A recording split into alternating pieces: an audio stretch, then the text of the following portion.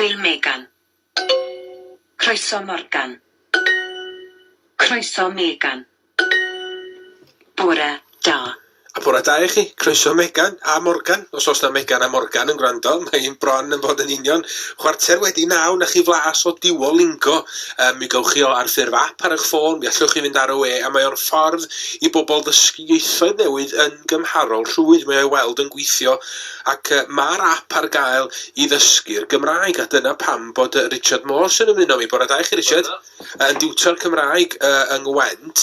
Rwan ta, da chi'n un o'r rhai sydd yn gyfrifol am gydlynu a rhoi'r holl beth at ei gilydd yn y Gymraeg. Sut ddechreuodd hynny?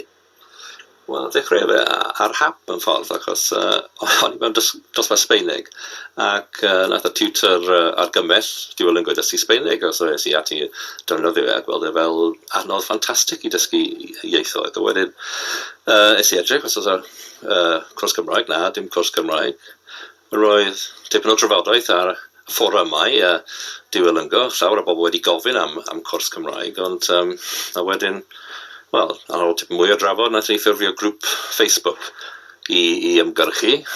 A wedyn, ar y dechrau doedd Duolingo ddim yn awyddus iawn i wneud cwrs Cymraeg, ac os mae yna llawer o ieithoedd eraill gyda mwy o siaradwyr, falle ddyle cael ei wneud yn gyntaf. Ond rhyw misoedd o perswadio ac yn y blaen, ac yn y dwendraw nath nhw cytuno i ni wneud e. Ac wedyn, wel, roedd rhaid i ni ysgrifennu fe, cymryd hynny amser hir, ond a mae allan ers mis Ionawr.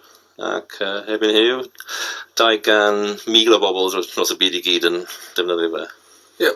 Arosach o fyny, ro'n i atalnod llawn yn fanna, mae hwnna'n dipyn o ffigwr. Mae yna 200,000 yn defnyddio'r Duolingo ar Gymraeg yn benodol. Wel, oes, si ar y cwrs Cymraeg, ie. Reit. O le mae'r bobl yna i gyd yn dod, os a drawstoriad? Oes, wel, ffigur diweddara. Mae tua 80,000 o reina o Dinas Unedig. Dyn nhw ddim yn torri o lawr faint o Gymru, ond naethon ni arolwg bach ar y grŵp Facebook. Dyn ni'n rhagweld mae dros hanner o reina o Gymru. So, ti sôn am 50,000 o Gymru yn defnyddio'r cwrs. Mae yna 80,000, 90,000 o Unol Daleithiau, 10,000 o Canada, o llefydd fel da chi'n disgwyl bod pobl gyda disgynyddion Cymraeg i fod yn dda fe mynd yn ôl at ei greiddiau ac yn y blaen. Felly mae yna apel ryngwladol yn amlwg? Oes, yn sicr, ie. Sicr, beth o'n i glywed o bobl sydd wedi defnyddio ar app mewn gwledydd eraill, lot ohonyn nhw sydd disgynyddion o Cymru sydd wedi mynd i'r gwledydd yn y gorffennol. Difyr, diddorol bod yna ddiddordeb o hyd a bod nhw am gysylltu. Ie, sicr. O ran Duolingo i hyd, dwi wedi bod arno fo rhywfaint, dim llawer iawn, dwi'n cydnabod, ond esboniwch i bobl pam fod o mor boblogaidd a pam i fod o'n gweithio? Y throniaeth y dyn Lewis Van Am naeth creu ti 6 mlynedd yn ôl, oedd isio fe gamification ma'n ei gael fe. Hynny yw, just neud e fel game, fel fod chi'n cael ymateb cadarnhaol trwy amser, fel sy'n sbardino chi i defnyddio fe yn aml ac yn y blaen. A dyna beth sy'n mor effeithiol. Maen nhw wedi profi bod pobl yn, wel, ddim yn mynd i gaeth iddo fe, ond mae o'n tynnu chi mewn, a dyna beth sy'n mor effeithiol.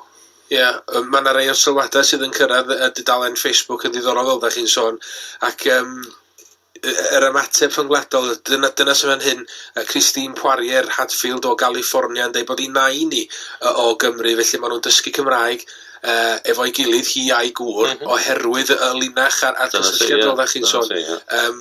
Mae yna bobl wedyn yn Mexico wedi gadael nodiadau'n dweud bod nhw'n ceisio dysgu rhywfaint ar y Gymraeg. Felly mae'r apel yna, mae'r llwyfan oherwydd i fod o ar y we ac oherwydd i fod o'r rhyngwladol.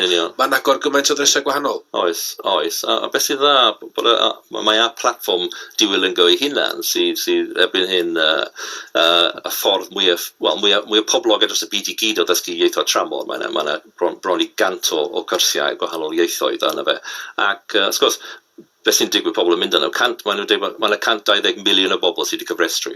So, pobl sy'n defnyddio fe, maen nhw'n agor Duolingo, na, cwrs Cymraeg, diddorol iawn. So, mae'n codi ymwybyddiaeth am fodolaeth y iaith sy'n rhywbeth da, dwi'n meddwl. Ie, ac rhywun arall o'r Almaen yma'n hyn, fel ddech chi'n sôn, rhywun yng Nghanada wedi bod yn gadael negeseuon yn dweud bod nhw wrth i bod yn defnyddio ac yn dysgu ynglyn â'r Gymraeg. A Duolingo ei hun fel cwmni wedyn wedi'ch llongyfarchu, er nad oedden nhw'n siŵr os oedden nhw am roi'r Gymraeg ar y llwyfan, maen nhw wedi'ch llongyfarchu. Ydyn.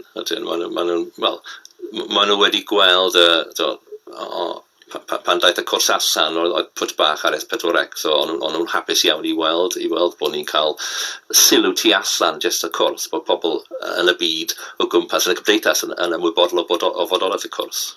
Fel dwi'n dweud, os am llawer ohonoch chi yn cyfrannu, ond mi na i henwi nhw achos mae'n bwysig y mod. Ydych chi'n un wrth gwrs, mae Robin Llywelyn, y rheolwr gyfarwyddwr Pentre Portsmeirion, Chris Chetwynd yn hiwtor Gymraeg yng Ngwent fel chi, Andrew Manston, y dysgwr o Gaint sy'n newid symud i Wlaen ar Ffestiniog, Richard Morgan sy'n diwtor Cymraeg rhan amser yn Nilyn, a Stephen Turner yn gyndisgybl ysgolion Cymraeg o Gas Newydd.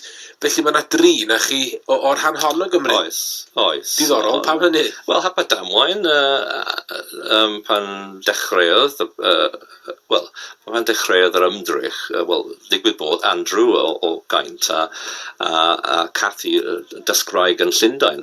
Ni, y tri ohonyn ni oedd wedi arwain yr ymgyrch i cael y cwrs cael ei wneud yn y lle cyntaf. A wedyn, nath ni gofyn wedyn, unwaith ni cael caniatadu ni'r cwrs, ro'n ni gofyn i pobl i gyfrannu, a wedyn doedd pobl i gyfrannu o bob rhan y Gymru. Mae cwpl wedi mynd erbyn hyn o gwladydd, cos mae'n cymryd amser i wneud y peth. Mae pobl yn gwneud cyfraniad 6 mis a 3 mis, a wedyn dweud, iawn, dwi wedi cyfrannu, dwi eisiau gwneud rhywbeth arall nawr. Ie. Richard, parch mawr iawn i chi am wneud hyn ac am ddod ar Gymraeg i fath lwyfan ma'ch brwdfrydedd chi'n amlwg, ac da iawn chi, dwi'n edmygu'r gwaith yn fawr iawn a phob lwc efo'r hyn sydd i ddwad, felly mae'r peth yn parhau dyfu am hwnni ar hyn o bryd. Diolch yn fawr. Diolch o galon i chi. Na chi felly Richard Morse yn sôn am lwyddiant Duolingo a'r Gymraeg ar Duolingo. Yn gynharach, mi ges i wers ukulele